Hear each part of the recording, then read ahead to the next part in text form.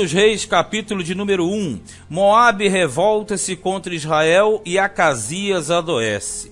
Nesse contexto, nós sabemos que o segundo livro é a continuação do primeiro. No original não existe separação nem divisão. E aqui vai traçar justamente a caminhada de Acasias, que foi o sucessor de Acabe no trono de Israel, reino do norte. Diz aqui verso 1. E depois da morte de Acabe, Moabe se revoltou contra Israel, quer dizer, se libertou do jugo e da opressão de Israel. E caiu Acasias pelas grades de um quarto alto, que tinha em Samaria, quer dizer, o rei Acasias sofreu um acidente, caiu de um pavimento acima. Não fala qual a altura, mas aqui nós teríamos o quê? Um segundo, talvez um terceiro andar. E ele adoeceu, estava em Samaria, e Samaria era a capital do reino do norte, a última, por sinal.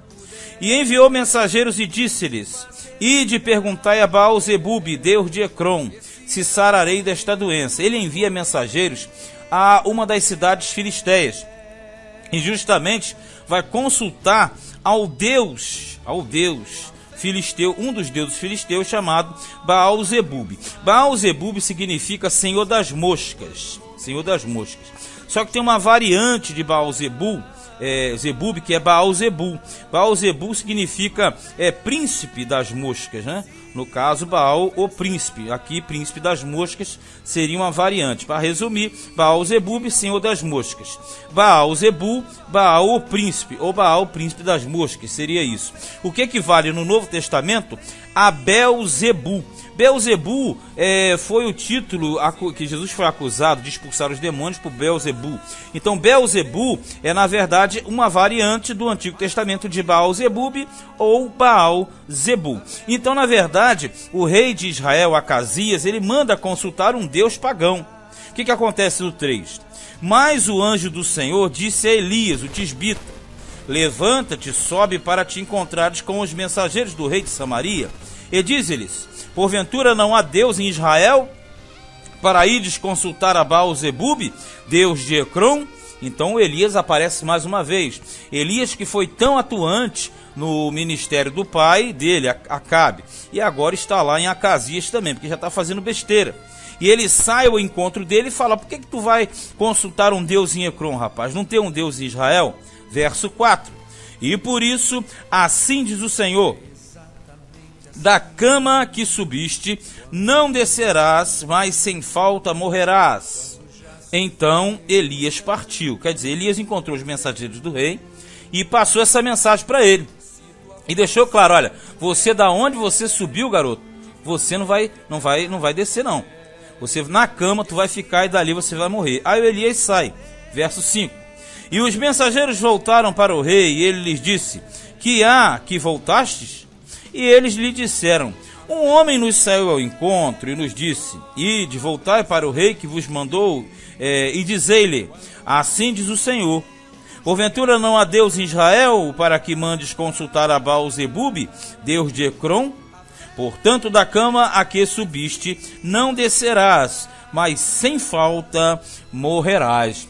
Os mensageiros retornaram, trazendo a notícia justamente para quem? Para o Acasias, dizendo que um homem saiu, apareceu, tal. Aí ele diz para eles o seguinte, no 7. Qual era o traje do homem que vos veio ao encontro e vos falou estas palavras? E eles lhe disseram: Era um homem, olha só, era um homem vestido de pelos e com os lombos cingidos de um cinto de couro. Quer dizer, características de Elias. Aí o rei cai na real na hora. Então disse ele: É Elias o tisbita. Moral da história: tal pai, tal filho. O Elias, ele foi enviado constantemente para condenar os atos de Acabe. E não é diferente agora com Acasias. Ele também aparece para condenar mais uma vez erros do rei de Israel. No caso aqui, o Acasias. E ele manda homens atrás de Elias. E vai ter algumas catástrofes aqui. Verso 9. Então lhe enviou um capitão de 50. E subindo a ele, porque eis que estava sentado no cume do monte, Disse-lhe: homem de Deus, o rei diz, desce. Olha só, quando fala capitão de 50, era um homem que chefiava 50 soldados, então capitão de 50. No caso, são uma totalidade de 51. São 50 homens mais um capitão, então 50 mais 1, 51. Esse chegou e falou: olha, o rei está dizendo, desce, Elias. Mas Elias respondeu e disse ao capitão de 50: se eu, pois, sou homem de Deus, desça fogo do céu e te consuma a ti e aos teus 50. Então o fogo desceu do céu e o consumiu a ele e aos seus 50. Vejamos, o homem de Deus estava ali, Elias. Ele falou: homem de Deus, o rei diz, desce. Ele falou assim: então tá legal, se eu sou realmente homem de Deus, vai descer fogo do céu. E desceu e queimou todos eles, então no caso 51. E tornou o rei a enviar-lhe outro capitão de 50, com os seus 50. Este lhe falou e disse: homem de Deus, assim diz o rei, desce depressa. Vai ser a mesma coisa, mais um capitão, mais 50 soldados, no caso 51. Então ele vai e fala: o rei está mandando descer. E respondeu Elias e disse-lhe: se eu sou homem de Deus, desça fogo do céu e te consuma a ti e aos teus 50. Então o fogo de Deus desceu do céu e o consumiu a ele e aos seus 50. Não vamos perder a contagem. 51 com 51 igual a 102 homens que morreram queimados com o fogo que desceu do céu. 13. E tornou o rei a enviar outro capitão dos terceiros 50, com os seus 50. Então subiu o capitão de 50 e veio e pôs-se de joelhos diante de Elias. E suplicou-lhe, disse-lhe: homem de Deus, seja peste preciosa aos teus olhos a minha vida e a vida destes 50 teus servos. O segredo de tudo é sempre a humilhação. E eis que fogo desde o céu desceu do céu e consumiu aqueles dois primeiros capitães de 50 com os seus 50. Porém agora seja preciosa aos teus olhos a minha vida. Quer dizer, ele veio na humilhação, ele veio na consciência e ele faz o correto.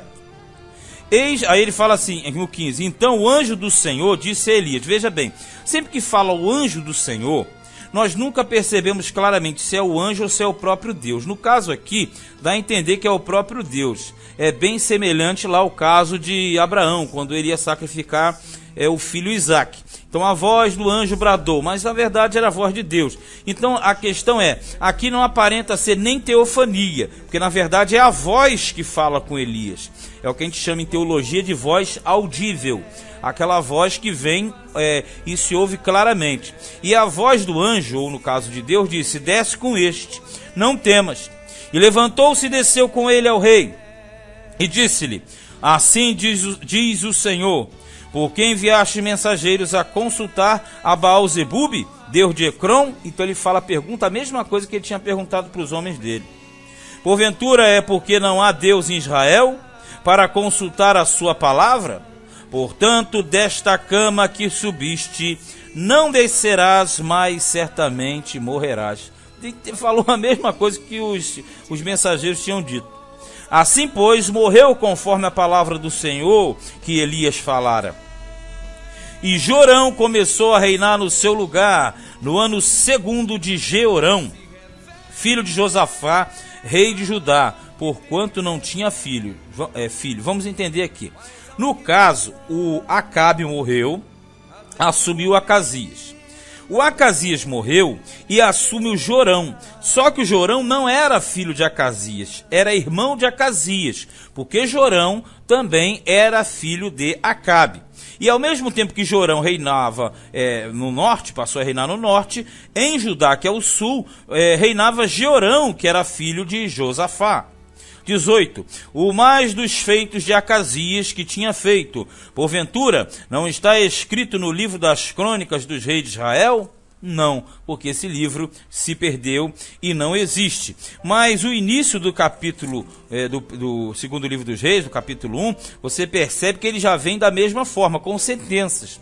Até porque o reino do norte, por ser um reino condenado desde o início, vai fazer com que esses reis tivessem vida curta. Os seus tronos eram automaticamente desarraigados. É o que vai acontecer com a casa de Acabe. Daqui a pouco nós veremos que Jorão também ele vai sofrer as penitências em cima do seu reino, e grandes flagelos acontecerão, justamente pelo fato de estar Israel totalmente fora dos caminhos do Senhor. Mas este aqui foi o segundo livro dos Reis, capítulo de número 1.